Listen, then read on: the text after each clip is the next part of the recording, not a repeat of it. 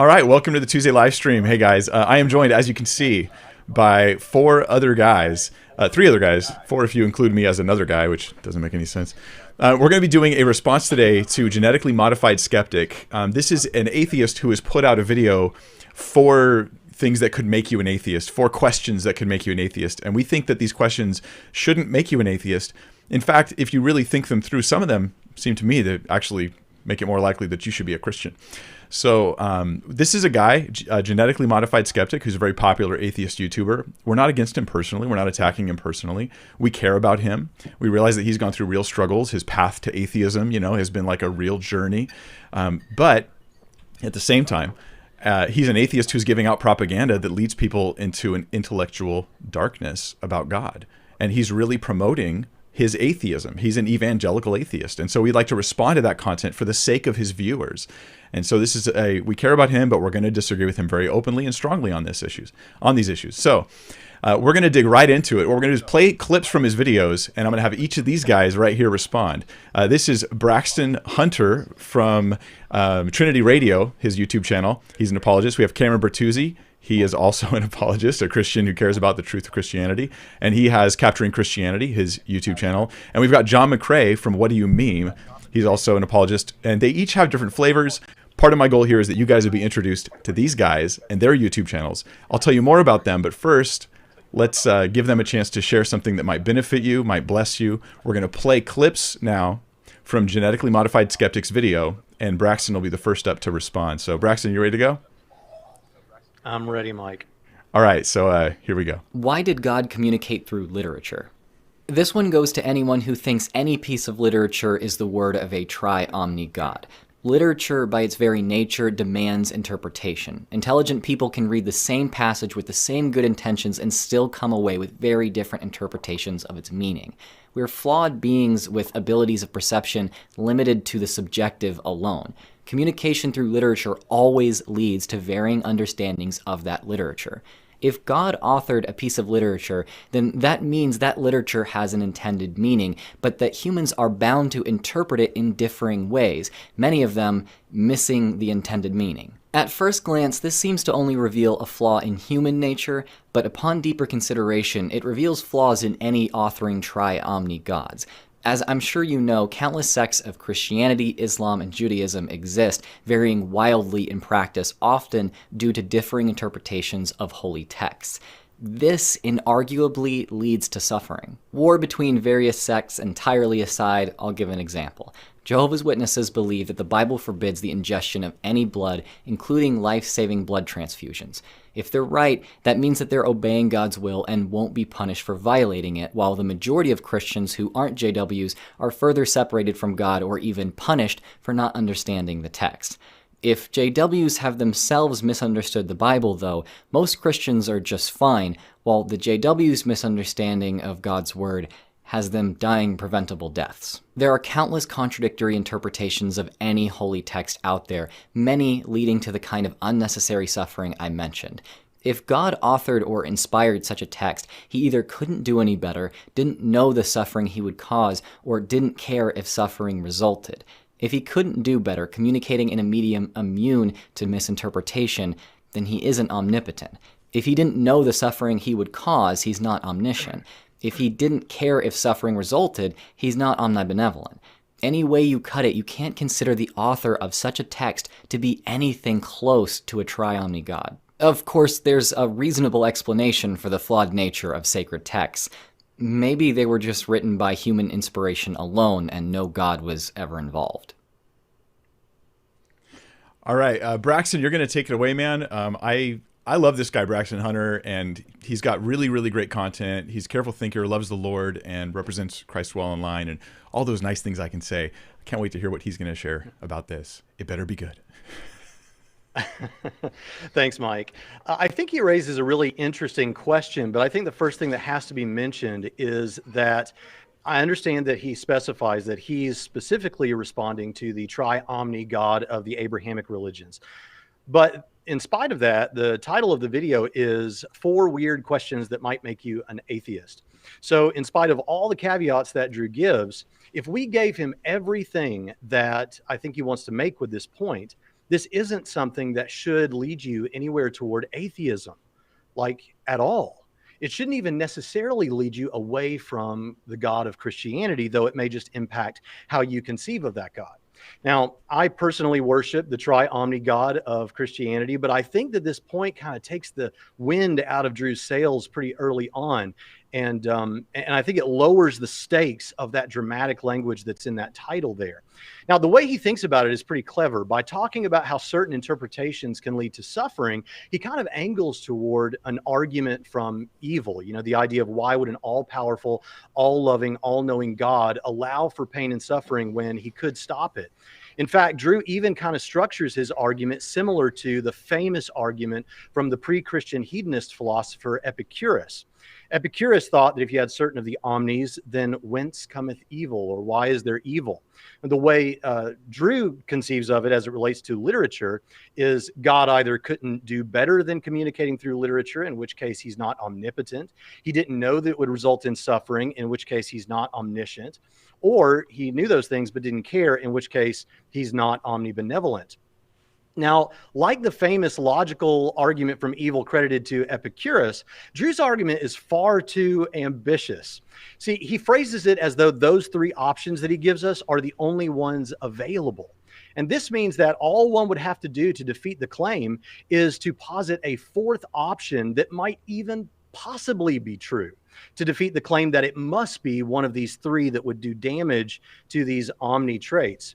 But do we have something like a fourth option in addition to Drew's three? I think we do.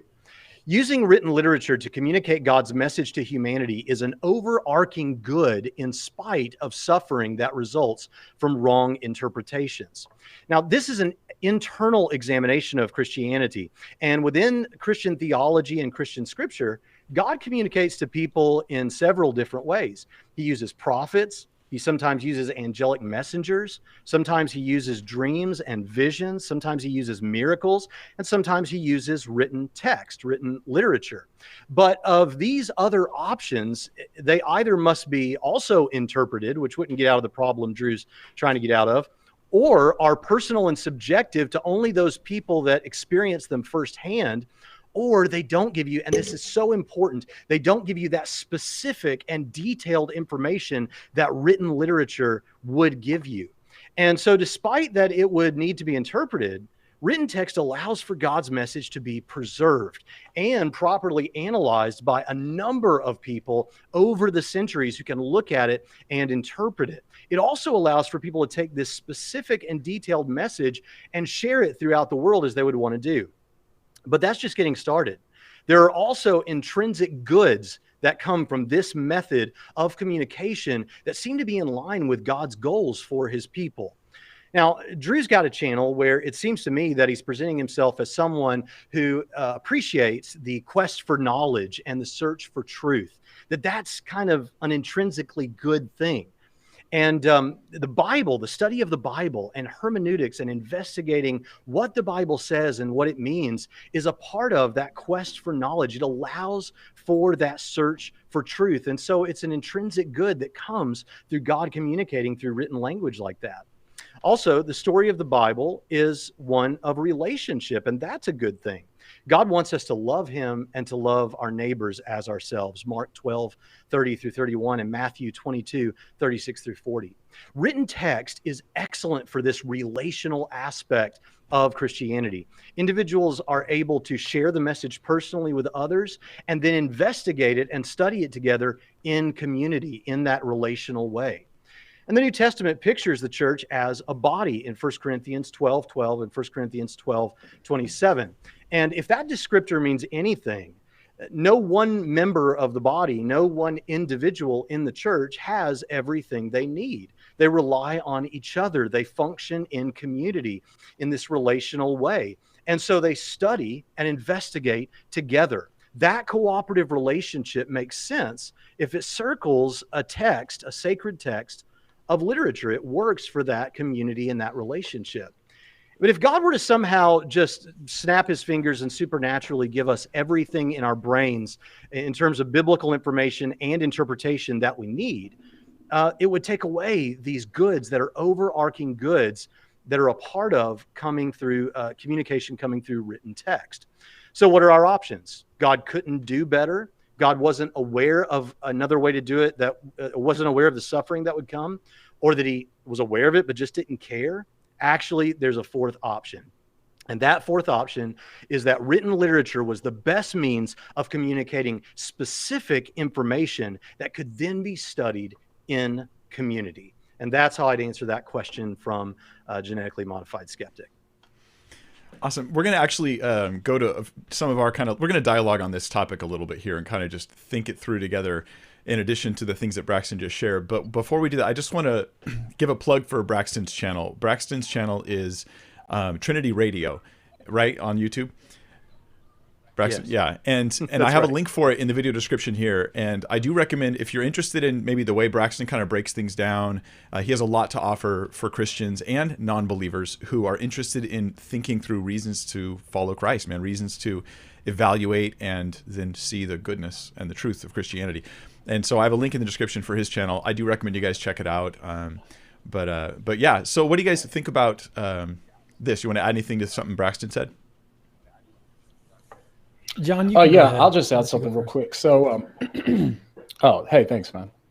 Hey, so the first thing that kind of jumped into my mind too when I hear this type of objection is I think about like the Bible is realistic. Okay, so I think that the Bible really corresponds with reality, and when it talks about our sin nature, that I think plays a role into why there's a lot of different interpretations of stuff too. Now, I'm not saying that this is an exhaustive explanation, but I think that it does have some explanatory power because we all have a tendency to want to read our own preferences or into the Bible, right? Or things that we like, or our theology or whatever. We read those into the scriptures a lot of the time. And so as long as we're sinners and as long as that we continue to do this stuff, that's always a real possibility. But also we read in the Bible too, where we have to strive to enter into the narrow gate. And a lot of like striving to enter into the narrow gate is coming to understand correct theology. And so you have to actually work at it sometimes if you want to get to the truth. And like how Braxton said, that's a beautiful thing, right? Because then you're actually, it kind of stops you too from getting into like some sort of kind of like legalism and stuff like that as well too. But it actually, if you continue to strive to find the truth, then I think that it makes the relationship with Christ and stuff that much more rich. So. Yeah. So one of the things that I noticed in the first question was basically he's talking about like, why did God communicate through literature? But I think really what he's doing is he's just basically talking about the problem of evil, and he's focusing on one aspect of the problem of evil, which I actually just interviewed a philosopher about. But basically, I think that, well, actually, as I was listening to like him sort of lay out the argument, one of the things I noticed was he says that like the way that God set it up, how you can sort of misinterpret scripture, you can misinterpret some written document. And what he mentions specifically is Jehovah's Witnesses, how the blood transfusions and how the fact that they're misinterpreting scripture leads to this suffering. Well, what I noticed was that he first started out just saying that this was suffering, and then he started talking about how this was unnecessary suffering. The term that I like to use instead of unnecessary suffering is that it's unjustified. And so really what Drew would have to argue then would be to say, well, this misinterpretation causes suffering. I think we all agree with that, like this misinterpretation by the Jehovah's Witnesses led to suffering. But it's another question entirely whether or not that suffering was unjustified. And so I think what Braxton pointed out was there are good reasons to think that God would allow something like this. The good of getting in community and talking with other believers. And I mean, even what we're doing here tonight, where, our friendship between the four of us is sort of based on the Bible and Christianity and apologetics more broadly. But so what he's doing, or what Braxton pointed out, was that there's these goods that can be obtained here. And so basically what I'm pointing out is that Drew didn't give an argument that the suffering that he's talking about, that he's pointing at basically, is unjustified. He just sort of said that it was unnecessary, said that it was unjustified, or implied that it was unjustified. But there wasn't really an argument in there for that conclusion. And so to me, that's one of the things that I like to point out, is that when you're trying to develop an argument for a position, you've got to make sure that all of the premises actually lead to the conclusion that you're trying to get to. and then you've got to be able to defend those premises. And basically all he did was give the conclusion of his argument. He didn't give the steps or defend any of the steps. Yeah, So, and you know what? This is something you guys do a lot, and I try to do it too, is to try to take the thing that the atheist or the person who's objecting to Christianity is saying and try to like get clarity on it. Like, what is the real case that's being made here? Because it's a lot of these accusations against Christianity or whatever are sort of based on implications. But when you unpack the implications, you realize there's claims and they depend on certain things being true. And that's where it sort of can fall apart. Yeah. And one more quick thing that I'll say just real quick. Oh, yeah. Go ahead, John.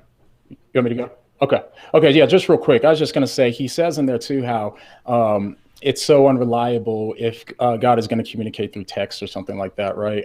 So if God's going to make a book through text or whatever, that's so unreliable. But I'd say as opposed to what, right?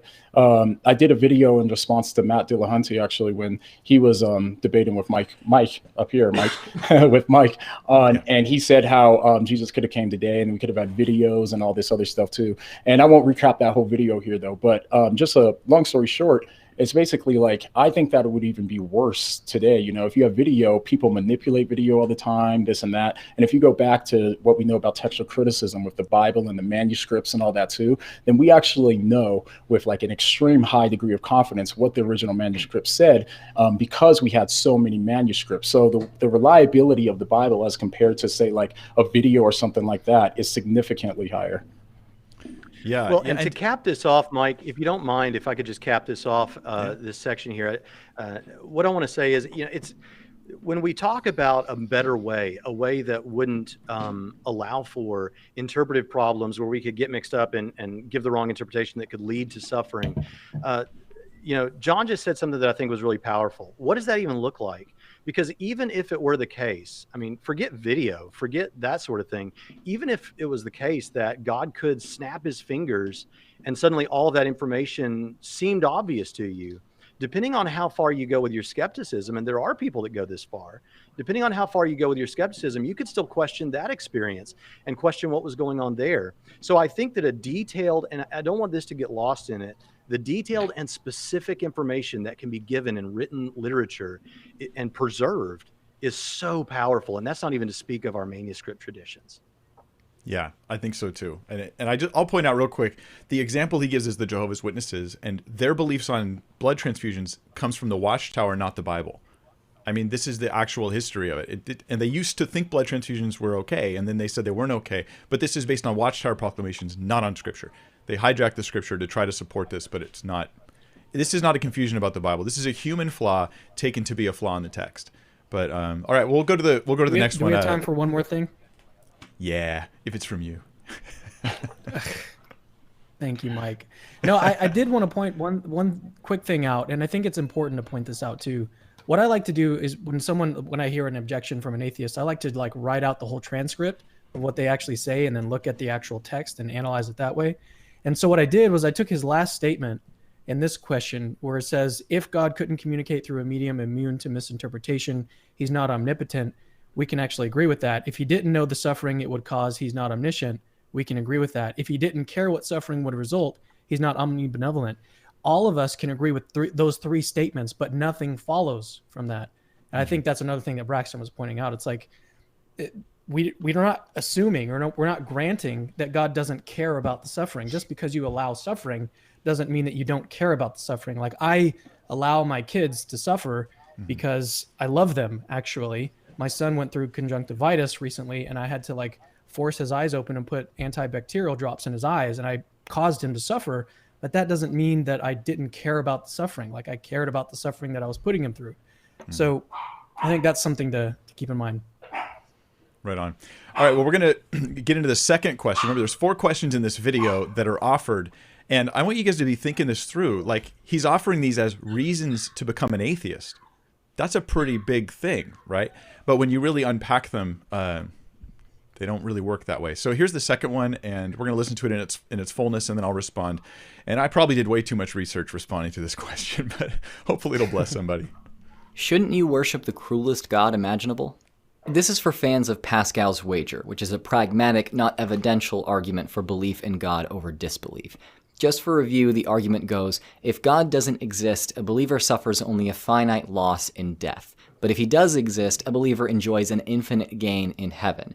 Meanwhile, if a person does not believe or act as if God exists, and they're right, they stand to gain just finite luxuries on earth. But if they're wrong, they stand to suffer infinitely in hell. Therefore, a rational person would seek to believe in God and live as if he exists. Obviously, there's a false dichotomy here between the existence of a very specific God and the non-existence of God, but let's explore the logic of this argument and see where it leads.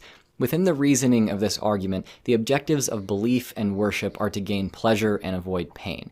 The argument is purely an evaluation of risk considering, well, rather arbitrarily chosen supernatural factors. There is a way to make this argument more powerful pragmatically, though, and it's through the consideration of slightly different factors. Instead of creating a false dichotomy between one of the many popular concepts of a God and the non-existence of God, why not create a true dichotomy between belief in a God with the best imaginable reward for believers and the worst imaginable punishment for doubters and every other religious position? Why not invent a God who is as cruel as can possibly be imagined to doubters in order to do away with the false dichotomy and make the wager more persuasive? See, if you believe in and worship the definitionally cruelest God and you're right, you'll get to go to heaven. But if you're wrong, you won't go to the worst hell imaginable. You'll go to, at worst, a lesser hell. If you don't believe in the definitionally cruelest God and you're right, you'll either go to a lesser heaven, a lesser hell, maybe you'll be reincarnated, or maybe you'll go nowhere at all. But if you're wrong, you'll go to the worst hell imaginable. So, a reasonable person must believe in and worship the cruelest imaginable God. This argument uses the same logic as Pascal's wager, and arguably even improves upon it by eliminating the false dichotomy. So if you're an advocate for Pascal's wager, being unconcerned with evidential arguments and more concerned with evaluating any conceivable risk, you should argue for the worship of the God specifically crafted for this wager, the God of Pascalianism. Or, you could realize that arguments like this, which are entirely unconcerned with the basis of their premises, fail to make any valuable point. All right. So, wham! Take that, Christianity. Let me offer, I think, three major problems that I see with this, the whole thing. It's really confused on some really important levels. So the first problem is this: Drew seems to misunderstand Pascal's wager, and I don't want to totally blame Drew for this. I mean, he has some accountability because he's making videos for, many thousands of people for it. So he has accountability to do his homework on it. But it's true that a lot of skeptics, atheists, misrepresent this constantly, and it's even misrepresented among some Christian sources. So I understand the confusion. But if you dig a little deeper, other than the pop level conversation on it, and you actually go and read like the Stanford Encyclopedia of Philosophy's entry on Pascal's wager, or read some papers on it, or look at some of the thoughtful presentations of it, it'll totally dispel this confusion. I will say, though, first, Christianity doesn't stand or fall on Pascal's wager, but it is a lot better than atheists think it is. And Drew has given the weakest possible version of this wager here. And when you take the weakest possible idea and you want to refute that, and then it's just it's almost like a game that's being played instead of real thinking that's happening. So what is Pascal's wager actually? Well, Pascal had multiple wagers. The guy died before publishing his wager, and people just looked at his notes afterwards and they were like, oh, look, he was taking notes. He had like at least 3 different versions of his wager, telling people why they should believe in God even if they weren't sure about it. And we just kind of put those notes together. It was incomplete. Skeptics who are online, though, they never even interact with Pascal's actual wager. They interact with their version of it. So it's kind of like the skeptic's version of Pascal's wager that they're refuting. And their version, which Drew interacts with, is believe whatever claims promise the most. That's his version, right? So, oh, well, I'll just promise an even better heaven and an even worse hell, and then you're supposed to believe that made up religion. And that's really weird, and we can all see off the cuff, like, yeah, don't do that. If he's right about Pascal's wager, then Pascal's wager's wrong. But this is his weird version of it. Pascal's wager is more about a decision theory thing. In fact, Pascal, brilliant man, he's the father of modern day decision theory. This is like what economics is actually based on. So it's profound, it's thoughtful, it's not, the way it's presented by skeptics online. So modern proponents of Pascal's wager, they take Pascal's work and they try to develop it even further, are people like Michael Rhoda. Michael Rhoda, in his book Taking Pascal's Wager, he basically says this: look, if you're stuck in the middle, if you're like, it's 50-50, Christianity's true or not, or say God might exist or not, it's 50-50, I'm not sure what to do. He then argues, well, the best thing if you're on the fence is to wager for God and start living in ways that would help you seek God, help you discover the truth of God, help you experience God, and acting in ways as though God is real so that you would have the best possible outcome. Better to have heaven than hell, on this wager. So Christianity offers something, whereas atheism offers nothing, or relatively nothing, compared to the eternal, infinite value of heaven. Now, this helps people who think they need absolute certainty to sort of break away from the idea that you have to have 100% proof of something before you can believe it. Pascal's wager is saying, hey, even if you're a little on the fence, you should wager for God. Then what Michael Rhoda does is he then goes into an evidential case for why Christianity would be true, as opposed to just any belief in God.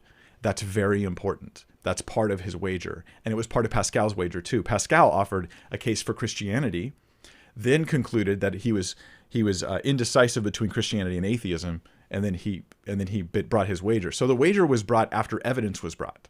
It wasn't the wager is brought in spite of evidence. That's really important. Liz Jackson is another person who has dealt. She co-authored a paper on Pascal's wager, and she offers another version of it, saying that even if you're not 50-50, even if it's a really low percentage, you should still wager for God.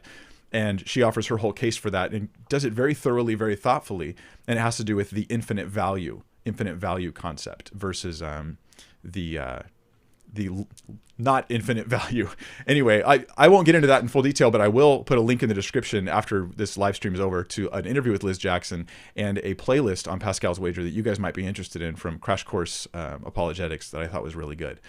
Either way, though, whether you take Pascal, Michael Rhoda, Liz Jackson, you take any case, there's an evidential evaluation to help bring up the probability or the chances that Christianity is true in every one of these cases. This is what they all have in common. And this is what Drew completely ignores. And that's why his sort of off-the-cuff, angry, cruel God becomes sensical, or he thinks it represents Pascal's wager. It just doesn't. So they want to show that there's at least some likelihood that God exists, to show that Christianity is more likely true than other religions, and then to bring in Pascal's wager to help you make that decision, even if you're not totally sure. So that's kind of the main focus of Pascal's wager. That's my first complaint against Drew, is it misses, it's not the wager, it's something else. He also talks about a false dichotomy. He assumes that the issue is Christianity versus atheism, and that we're arbitrarily ignoring other theisms here. But Pascal's wager can be constructed in a couple different ways. You want to meet people where they're at. That's the idea with Pascal's wager. You could say, hey, look, if you're stuck between belief in God or not belief in God, Pascal's wager is saying, you may as well live like God exists because the consequences are so grand, rather than living like he doesn't exist. If you're not sure, you should fall on the side of God existing. It's like if you're at a crossroad and you're like, well, if I turn left, I might horribly die. And if I turn right, I might live a wonderful life. I'm not sure which way to turn. I think I'll go ahead and turn right. That's the idea. It's going to help you make that decision. Now, when would it be a case between just Christianity and atheism? When would that not be a false dichotomy? When could you elevate Pascal's wager to say, hey, I don't just want you to decide between God and not God. I want you to say Christianity versus atheism. I think that would be a personal thing. It'd be like, hey, if your personal alternative to atheism is Christianity, if you're in that place where you think, well, Christianity is the most likely of all the religions, and the alternative to me is atheism. And I think a lot of atheists are there. I've heard stories of atheists who, upon discovering that they think Christianity is not true, mistakenly thinking it's not true, they just become atheists because that is their dichotomy. So you're meeting them where they're at, and you're telling them to wager for Christianity. Or if you think that you can then look at the variety of faiths, here's another way to get that as a true dichotomy, Christianity, atheism, is you look at the variety of faiths. You look at Islam, and you look at all the faiths that have like an eternal value proposition. Buddhism wouldn't count here.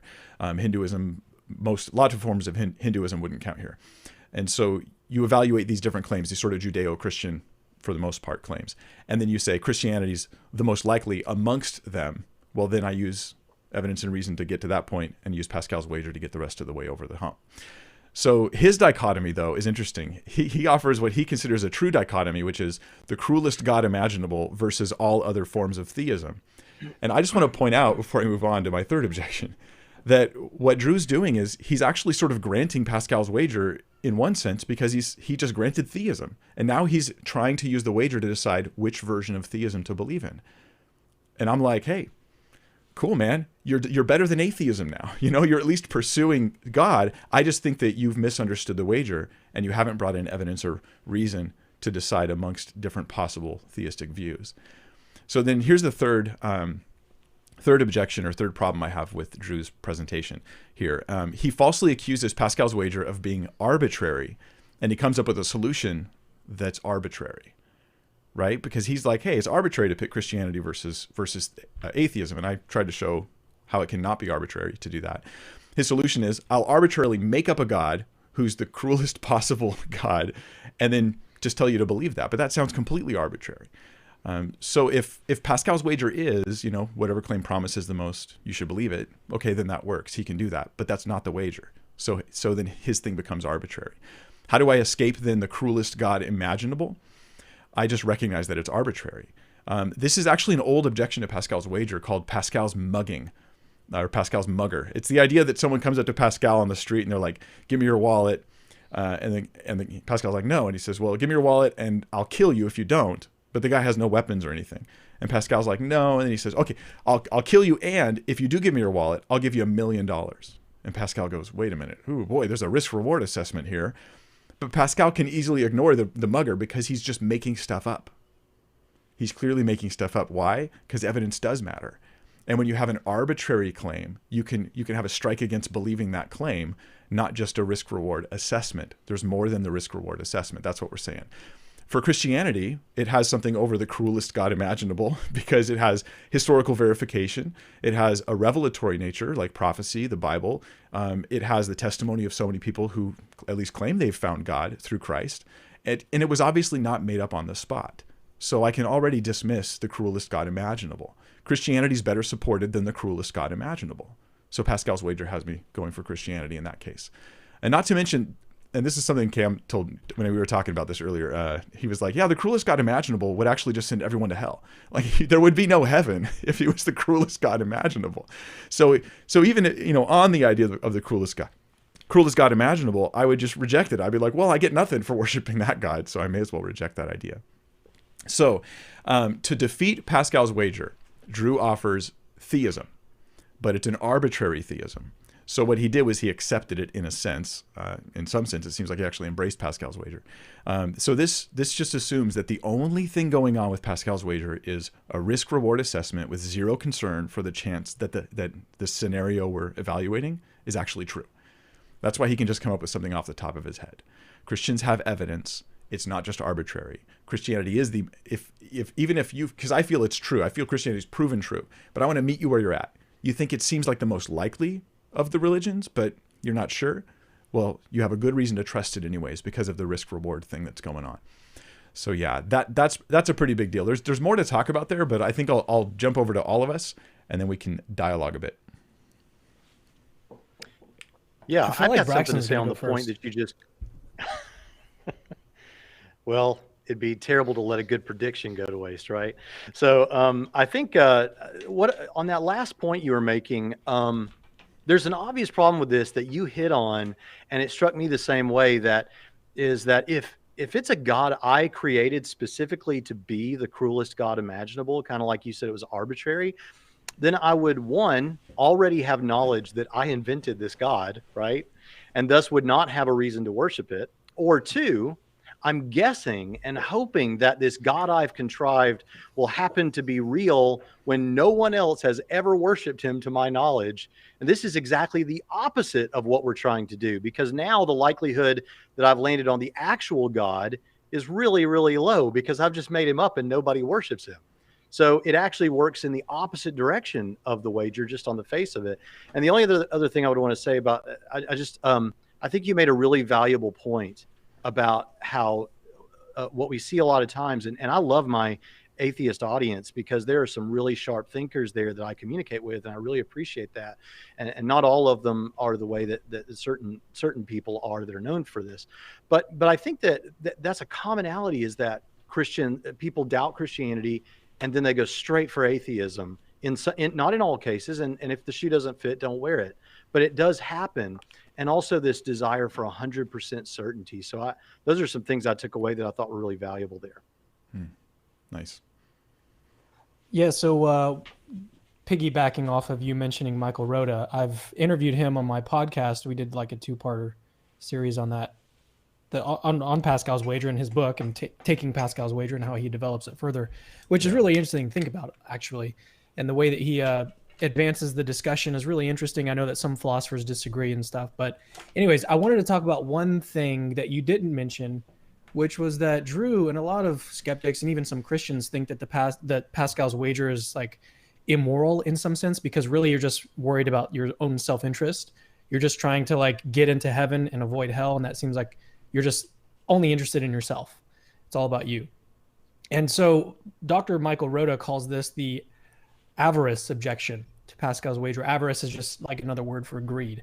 And so in his book, Taking Pascal's Wager, I actually have a quote here. He says, quote, "The avarice objection hits hardest against a version of the wager that makes one's own self-interest the sole motivating factor. But the wagerer need not be motivated merely or even mainly by self-interest. One might choose to commit to God largely because one wants to avoid the risk of disappointing God, or because one fervently desires to grow morally and therefore wants to live a life maximally open to the possibility of divine aid, or even because one might well have a moral duty to live a devout life. So one could easily be motivated to commit to God, not because out of self-interest, but because of concern for others or out of respect for a possible moral duty." And that's the end of the quote. So I just wanted to point out that, I mean, a lot of these objections that you see from online internet skeptics have been dealt with in the literature and in books, like over and over and over. And so it's really odd that not all of them, right? I don't want to paint with too broad of a brush here, because it doesn't apply to every internet skeptic. Some internet atheists are very, very serious philosophically. So I don't want to paint with too broad a brush here. But I think that what was really apparent in this one was Drew even mentions where he got this objection to Pascal's wager from, which is a guy named Cosmological. He even linked his video there, and I watched the video. And yeah, it was basically like the same exact objection that Drew gave. But I don't know if Drew is only using sources from other atheists and not really looking at the good sources where people are defending these in the literature today, contemporary philosophy in peer-reviewed academic journals. Like if you're going to YouTube instead of looking at the actual experts, there's something wrong with that. I don't know. Yeah, I just would encourage an atheist, like if you hear an argument for Christianity and you think that is so obviously dumb and so childish and like a kindergartner would know better, then I just would ask you to pause for a second and think maybe you haven't heard a thoughtful understanding of it. Just continue to dig a little bit more. I mean, as I listened to even Drew, I listened to him say it over and over again, this section, because I want to make sure I understand him rightly. I even sent him a message like asking, "Hey man, can I get clarity on what you said here? I want to make sure I understand you properly. I don't want to misrepresent him. We're trying to represent him accurately and just show that we think he's legitimately wrong, but it's not to characterize him like a straw man." Yeah. So any other thoughts? All right, well, we're gonna go to the next one, but I will say this, is I'm not a Christian because of Pascal's wager, but I do think a thoughtful understanding of it can help people on their journey, because it breaks them away from this view like, oh, I have to have 100% certainty before I can choose to have trust in God. And that's a really, because in a sense you're saying you're gonna choose the alternative, even though you're 90% sure Christianity is true, but you're gonna choose to do the opposite. That doesn't make any sense. And then the risk reward thing pushes it to the point where you have, even if you have a low percentage of Christianity being true, there's a reason to move in directions towards God, hoping that you can find more truth there. Yeah. I did remember just an analogy that Dr. Rhoda gives, and I don't know if it's in the book or he mentioned it on the podcast, but I think he probably does mention it in the book. But the analogy that he gives is, suppose that you're like walking down your street, you look at one of the houses through the fence, and you can see a pool in this guy's backyard, and it looks like maybe there's like a kid in the pool that might be drowning. You don't know if it's a kid or if it's just like something floating in the pool. You don't necessarily have the belief that a kid is drowning there. Maybe you're like 50-50. But nevertheless, what he argues, is that you should act and commit to like go and save the child because there's so much at stake. So I think that's a really interesting analogy to start get you to really think about Pascal's wager, at least this updated version.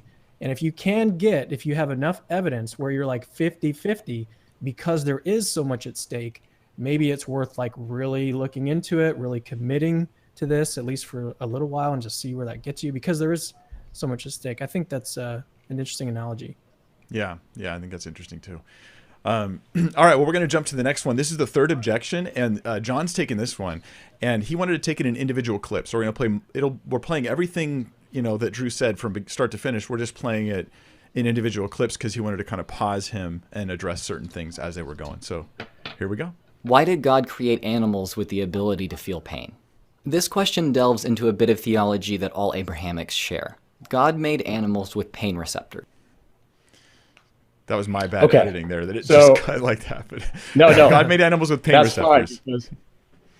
And he actually says that this falls into a bit of theology that all of the Abrahamic religions share, that God made animals with pain receptors. Now, that's not a theology that all religions share, right? Of course, it's not like it says in the beginning, God created animals with pain receptors, right? That's a scientific observation. It's not a theological observation. So I just thought, right away, I was like, right off the bat, I know, per usual. So anyways, but we can go ahead and let that slide. Go ahead and keep it going. All right. So many animals, especially the kinds we eat the most, can feel physical pain in exactly the same way as humans. Many of those animals can and do suffer psychological trauma just like humans as well. Yet, God not only condones people killing and eating animals, but he created animals with the capacity to suffer while already knowing full well that they would. Okay, so right there, and so by the way, if you watch my videos, I always usually like play clips and then I respond. So that's why I was thinking that we were going to run it that way. So anyways, but right there, he mentions a couple of things. The first thing he mentions is that, let's see, because I wrote it down here so I don't misquote him. He says that these animals feel pain in exactly the same way as humans. Now, right off the bat, that just sounds wrong to me, right? So first off, in order for them to feel pain in the exact same way that we do, they'd have to experience pain, not just physically, but emotionally as well, for it to be a proper relation, right? And so to me, it's obviously, even scientifically, it's not clear that they do. And basic observations at least tell me that most likely they don't experience the emotional pain that we do. So that's the first thing. Second thing I want to say about that is, this is kind of assumed within his thing that pain is always bad and there's no need for it. So therefore God could have created them without pain receptors, right?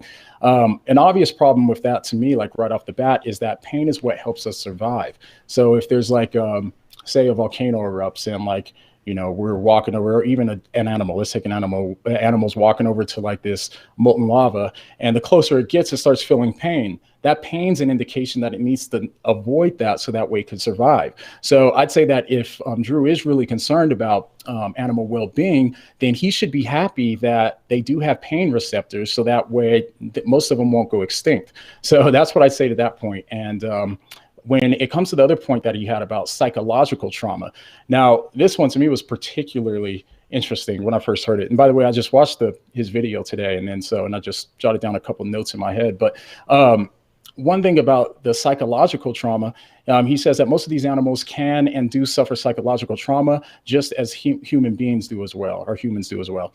Now, my first thought is, why is that relevant, right? Think about it. Psychological trauma. Okay, so he says he uses this as a way to talk about humans, God creating these animals with pain and us eating them, right? But unless people eat animals while they're alive and the animals don't, they continue to live after they've been eaten, then I don't see how psychological trauma is related to that problem, right? To us eating these animals, right? Because how much psychological trauma does a dead person experience? None. And how much psychological trauma does a dead animal experience? Obviously none. So psychological trauma refers to people that are alive, not people that are dead, or things that are alive, or animals that are alive, whatever you want to say, not animals that are dead. Okay. But if we just punt that aside, so let's just say that Maybe there's something I missed. We punt that aside, and let's say that this is just referring to the threat of being eaten. Okay, so if he is appealing to the psychological trauma that comes from the threat of being eaten, well, psychological trauma actually refers to the stress that's greater than the ability to cope with the emotions that came with the experience, that came from the experience. So what would these emotions be in these animals? Like, so where's this trauma coming? Because that's what we're dealing with as humans, right? So if we are identical to humans in our psychology, as that seems to necessitate from his arguments, then why is it that they don't suffer emotionally, most likely in the same way that we do, right? What are these emotions that the animal can't cope with? And so in order for them to experience psychological trauma in the exact same way that humans do, then their psychological makeup needs to be the same as it is for humans, right? And which is obviously false. So if you think about for humans, what is like one of the hardest possible things, the thing that would probably send us through emotional trauma the most would probably be something like a mother losing the child, right? A baby being killed or something in front of the mother. Now that would cause psychological trauma in humans, right? But if you guys remember a little bit while back in the Smithsonian Zoo, they actually had a sloth bear who was delivering cubs, and everybody was gathered around. They were all excited, right? And in the middle of the delivery, once she delivered one of the cubs, she goes down and licks the cub, and people are like, oh, but then she actually ate the cub in front of everybody, and everybody's all flipping out, right? They're like, oh my goodness, right? So what's crazy about this is that this isn't just true of just like, this sloth bear or something like that, but also like fish and chickens, and almost every primate species does this, including chimpanzees. They'll also eat and kill their young. So they do this and then they just keep it moving, right? So obviously, does that sound like the same psychological trauma that we go through as humans if we lost our kid, right? Obviously not, because with humans, it affects our daily lives. With the animal, it clearly doesn't. At least we can't tell that it does. We don't have a way of telling that they're suffering emotionally throughout each and every day, right? But even if I'm wrong about this, right, it's still a red herring. You know what I mean? Because a dead fish can't experience anything, let alone psychological trauma. Cool. And we can keep going. I'm going to play the next clip. Just a reminder, though, for the time's sake, because we got 4 more clips for you, so can't take too long on them. Sorry, John. Oh, yeah. These 46 minutes in so far. All right. Then, for a long period in history, he demanded humans to slaughter and sacrifice animals to him just because he enjoyed the act of devotion. Okay, and then obviously, just real quick, anybody that's ever read the Bible knows that that's just false, right? And so out of charity, I'm just going to assume that it's just ignorance here where he just, isn't familiar with the Bible. But in the Old Testament, the reason why people sacrificed animals was to atone for the things that they did wrong. That was the purpose of it. And so this was an act of mercy on God's part. And so it's not because he enjoyed it, as Drew said. And we can keep going, Mike. Alrighty. Of course, there's another explanation for this issue. Maybe God had nothing to do with the formation of the food chain, and humans just made up a myth that morally justified killing animals so they could keep doing it without internal moral conflict. Whether you're a believer in the Abrahamic God or not, you probably already know that people in many religions outside of yours tend to have doctrine that morally justifies actions which seem immoral but allow that group to better survive or propagate. Yeah, and so, okay, so for there, I think you skipped a clip, Mike, but that's okay. Oh, I did. We can just skip that. So I'd rather not do that. Let me just take a second and see if I can pull it up for us. I think that everybody would probably rather take a moment and be able to hear that clip and let you respond in order. So just a moment. Okay. I'm sorry, everybody. That's just me being no problem. A technical train wreck.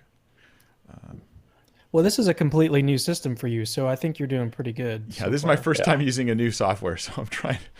We did test it a lot, but still. Yeah, we did a lot of tests. We did a couple tests last week and then earlier this week. So Mike is definitely trying to do a good job here. Okay, we're going to come back to that last clip I just played in a moment. I got your other clip just loaded here. Let me play it. Yep. With the audio. No sound. This direct encouragement of the suffering of the innocent is entirely inconsistent with a tri-omni nature.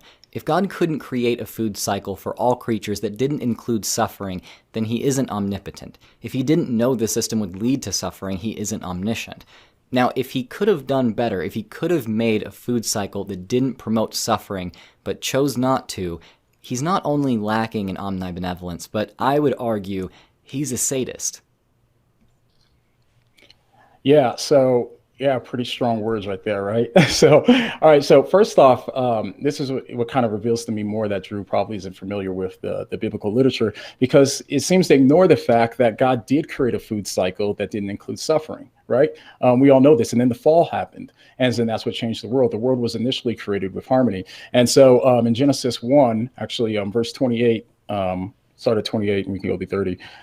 Actually, we can just start at 29, sorry. It says, and God said, behold, I have given you every plant yielding seed that is on the face of all the earth, and every tree with seed in its fruit. You shall have them for food.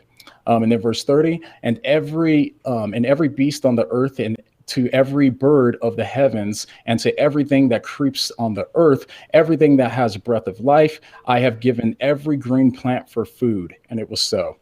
Right? So initially, yes, we weren't set up to eat animals, right? And so this is a result of the fall, right? And so, and also too, what I say really quick is that Drew seems to assume that the purpose of God creating life on earth is for us to be pain-free, but that's obviously not the reason why God created the pain, or created the us on earth, right? That is a good thing, but there's more important things that are more eternal as well, not just temporal and deeper and that sort of thing. But I'm trying not to take up too much time. So the last point I just want to say real quick on that note is that Drew seems to, I think like a lot of atheists tend to do this at least, is they try to assume that, or they seem to assume that this life is the only life. But if you're going to argue according to theology, then you also have to take eternity into the context and the equation as well.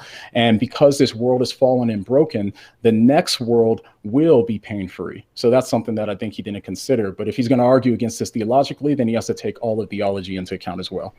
Okay, now to the last huge clip. point. All right. Here we go. Wait, this is number 5. Of course, there's another explanation for this issue. Maybe God had nothing to do with the formation of the food chain, and humans just made up a myth that morally justified killing animals so they could keep doing it without internal moral conflict. Whether you're a believer in the Abrahamic God or not, you probably already know that people in many religions outside of yours tend to have doctrine that morally justifies actions which seem immoral but allow that group to better survive or propagate. Yeah, so right here, I'd say, like, correct me if I'm wrong here, but isn't that Drew's view of morality, right? Because in other videos and stuff, Drew talks about the morality, how morality has been explained by evolution, right? And so when he says that religious people made up things that allow the group to survive or propagate, that's exactly what morality is on his view, if I'm correct, right? And so if evolution gives us morality to help us survive and propagate, would that be a bad thing? If not, then why is it a bad thing when it comes to religion, right?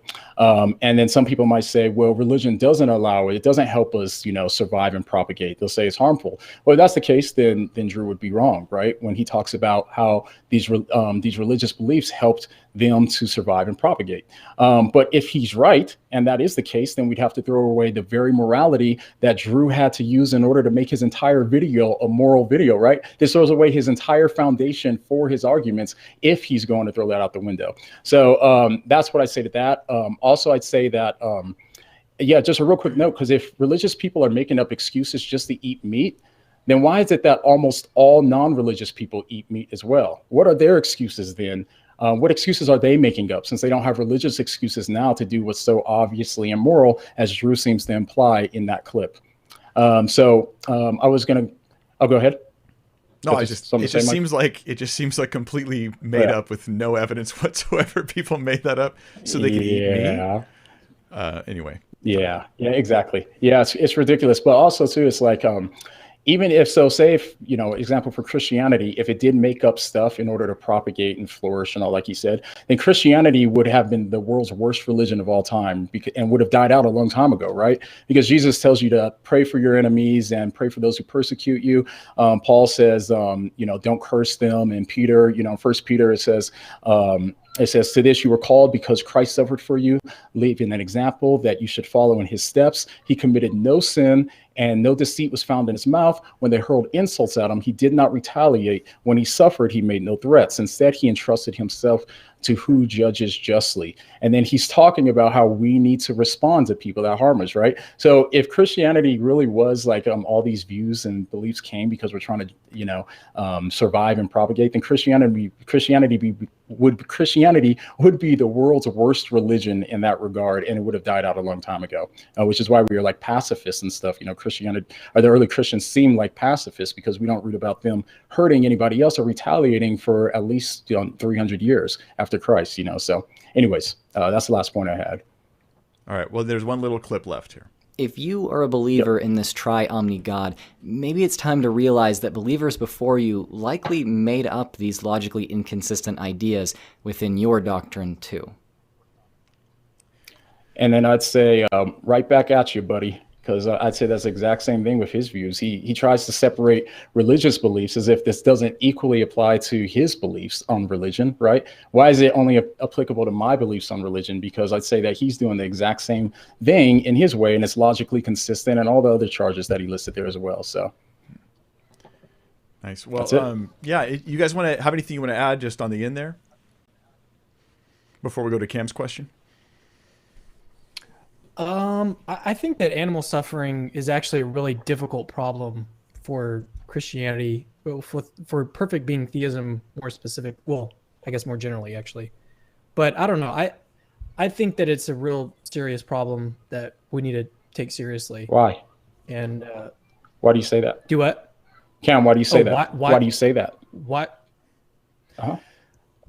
Well, I think that there are proponents of the problem of evil, or at least the atheistic arguments from evil that are formula. I mean, I just talked about one earlier today on my channel where we laid out a specific version of the problem of evil, and I think they can be seen more poignantly when you talk about animal pain, because it does seem to involve unjustified pain and suffering. Whether or not you want to call it suffering or pain or whatever it is, it's still a bad state of affairs. I think we are pretty much all agreed on that. If you see your dog in pain, that's still like a bad state of affairs. You'd rather that not happen. So the question is still like this pain and suffering, it does still seem to sort of conflict with theism. So all I'm saying is that I think we just need to take it seriously. Yeah, I'd say to that, oh, go ahead, John. No, Porters. I just said real quick. Right. Yeah. To that, I'd say exactly what I said in the first section as well, too. It's anthropomorphic, actually, to assume that these animals are experiencing emotional pain in the same way that we are. Right. And that the pain is not justified in a way, because I think that the pain receptors, like I said, the pain receptors that are in the animals is actually necessary for their survival as well. You know, and so especially if they're not experiencing the emotional aspect behind the pain, then I wouldn't say that the pain is bad in that same way. So that's all I'd say to that. I think that one of the most important points that John brought up is the idea that this isn't the end of the story on Christianity, and it is the end of the story on atheism. All the suffering that's going on, the problem is worse in one sense on atheism because it's a problem with no resolution, no solution, and no change. It also is a problem that doesn't make sense totally because all your irk against evil doesn't really seem to make any sense on atheism in the first place. So it's like, why do I have this problem? So I have a problem that I don't know where it comes from, and I have no solution for it on atheism, at least from my perspective. But the thing that I think really matters is the problem of evil makes me think this can't be the full story. You know, if there's a God, he's got to do something about all this stuff. And in Christianity, yeah, of course he is going to do something about this. And there's a huge emphasis in this in Christianity that we don't find in other religions, actually.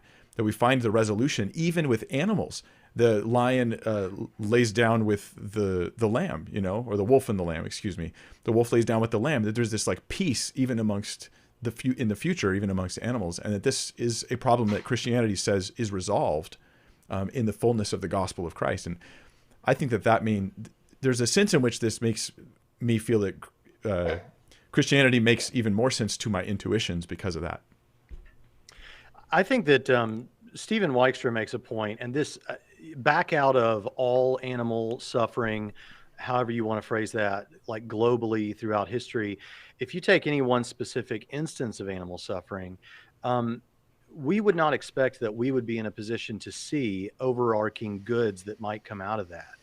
Now, I can see how that might sound like a cop-out to some people, but one of the examples that's given often is if I go and look in my backyard, I don't see any worms, but I wouldn't expect that I would be in a position to see the worms that are there just by looking out my backyard.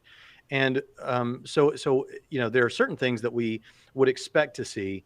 I think the example that I've heard people give is, if there was a second moon orbiting Earth right now, we would expect to be able to see that, right? We would be justified in thinking, I don't think that's there. It should be visible to our instruments or to my field of vision, perhaps. But if we're talking about, like, are there worms in my backyard? Just because I don't see them glancing out my window doesn't mean they're not there. And when it comes to a single instance of animal suffering, I don't know that there's not some overarching good that might be there in the butterfly effect 100 years from now. And so that's referred to as the no-see-em principle. You no-see them, so they're not there. But I think it's a relevant thing to bring up. We don't know what goods might come out of that. And you would have to be in a position to say something like, because I can't see the goods that might come out of a specific instance of animal suffering, there aren't any. And I don't think you're in a position to say that. Awesome. All right, well, we're going to go to I think I would agree with that. Cool. We're going to go to the last question right now. This one comes for Cam, and here's the clip. If God is omnipotent, he knows out of all the people he creates who would choose to believe in him and follow him while on earth.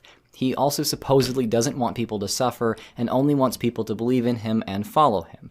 However, God allows people who choose him to suffer while on earth, and much worse, he creates people that he knows will not choose him while on earth, and those people end up suffering in hell. There's an inconsistency there. If he's actually omnibenevolent, why would he not exclusively create people who would choose to follow him if they were put on earth, and then send them directly to heaven, skipping the suffering of earth entirely? If your answer to this question is along the lines of having free will and the capacity to suffer is better than lacking free will and not suffering, then you've just hurt the case for your doctrine.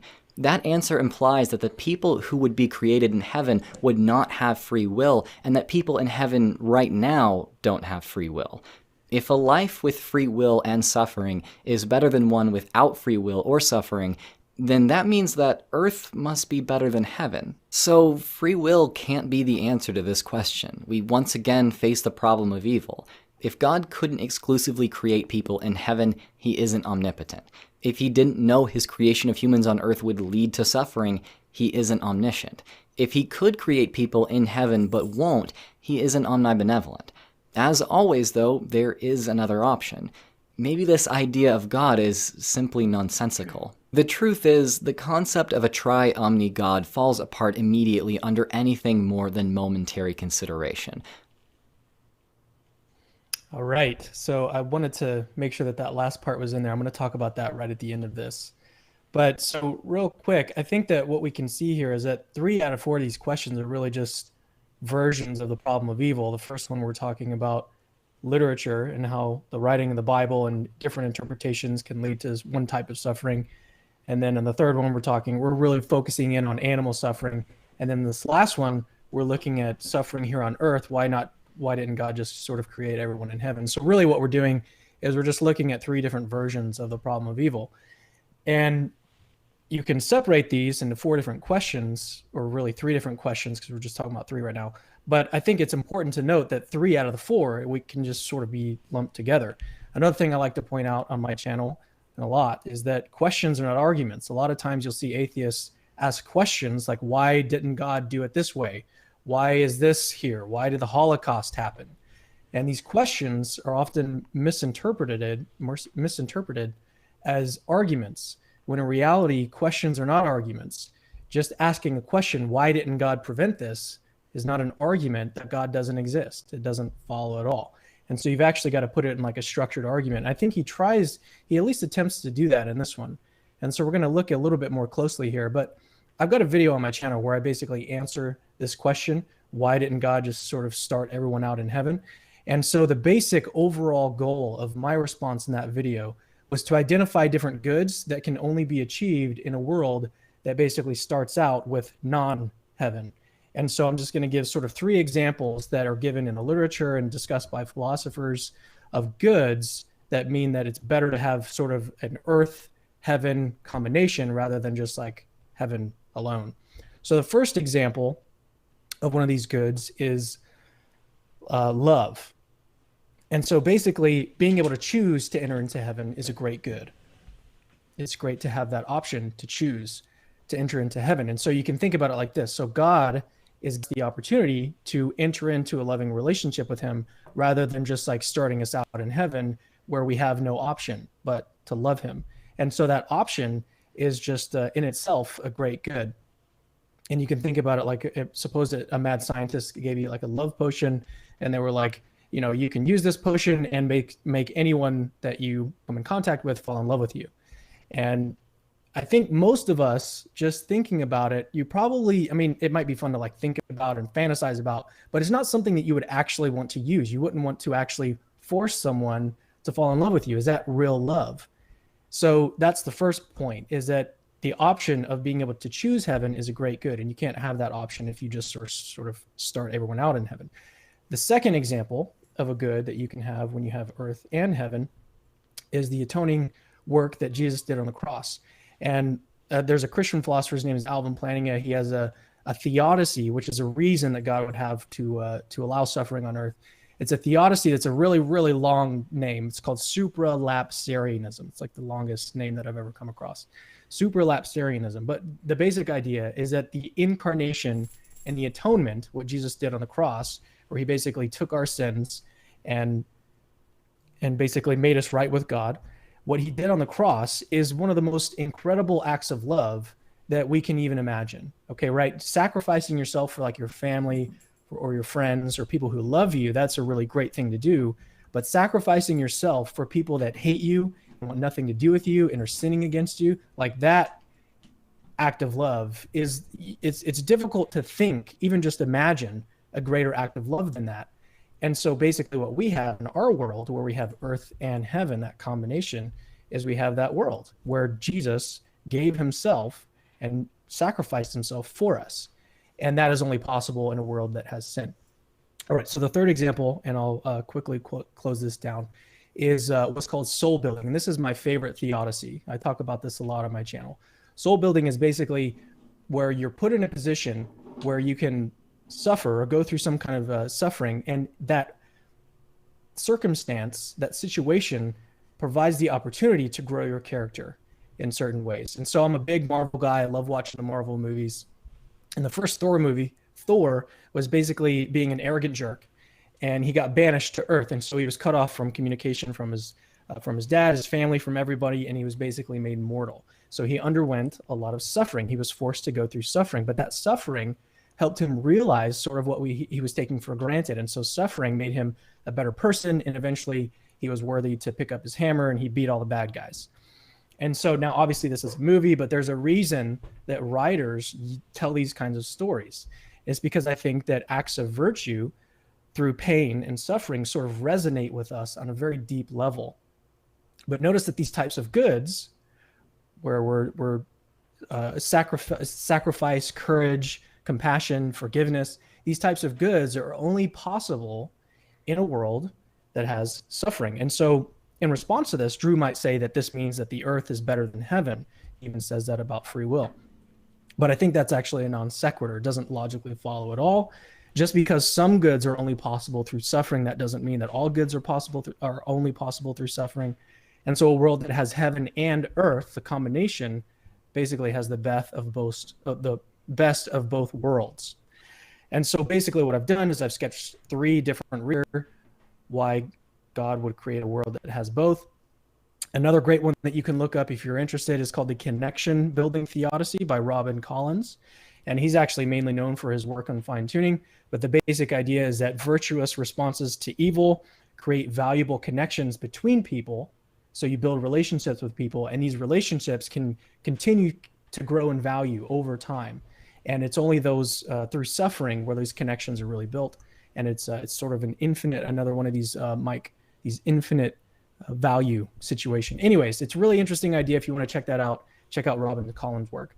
Last thing to note here is that when he says maybe this idea of God, and he actually did this throughout pretty much the entire video, where he's like, here's the question, and he'll give like if God did this, then he's not omniscient, blah, blah, blah. And then he'll say, well, here's an option, or here's another alternative, or here's an easy explanation. But the point is that easy explanations are not necessarily good explanations. So you can have an easy explanation of why the dishes are in your sink. And you can say, well, the easy explanation is that aliens put them there. But that's not a good explanation. Like, it's not enough to just come up with some explanation that you can think up off the top of your head, which is, I think, what mostly he's doing here is he's just thinking up an easy explanation rather than doing the hard work of giving a good explanation. And so you can say that an omni-God falls apart immediately under anything more than momentary consideration, but I would just say do more than a momentary consideration. Nice. That's a good point, man. I think that, before I want to give some overall comments about just Drew's video and sort of the flavor of it, but do you guys have anything you want to add or comment on as far as what Cam had to share?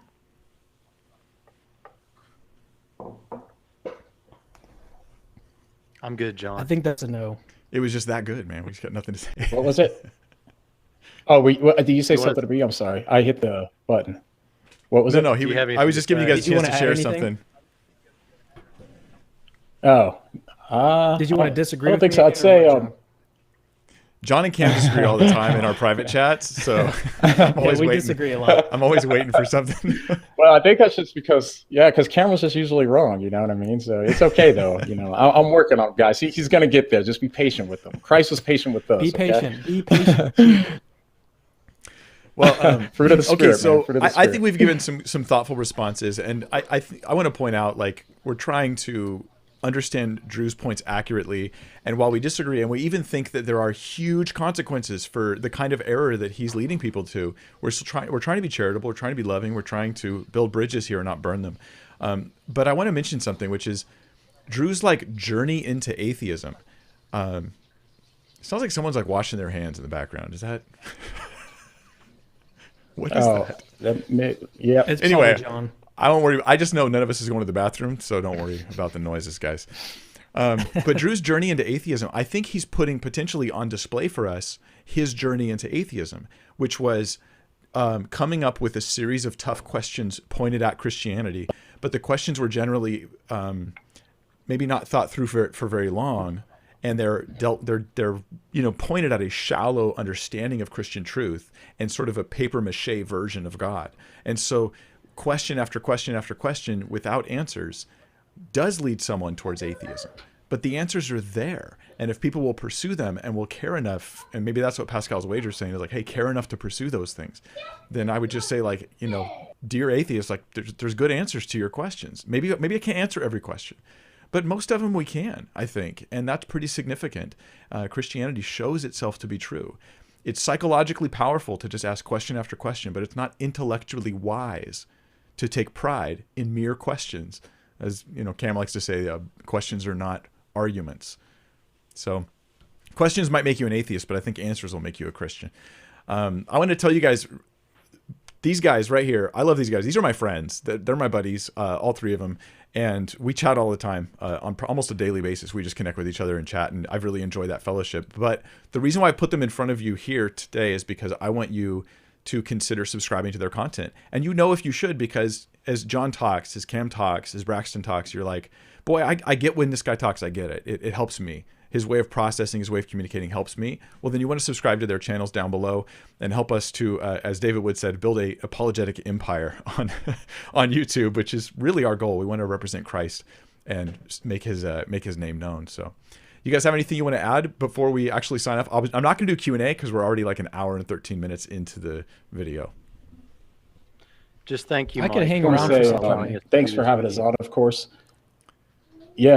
Thanks so much, man, for having us on. And we always too, we do these responses and stuff too, not to try to pull the person down. That's never the goal, but it's to try to open up the conversation so other people can see that there are responses to these answers. And a lot of the time, some of these people are not very good sources when you're learning about Christianity and the arguments of Christianity and the responses to Christianity in the Bible.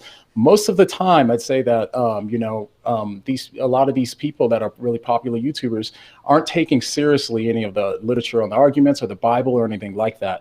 And so because of that, I think it warrants a response, despite how large their channels are too.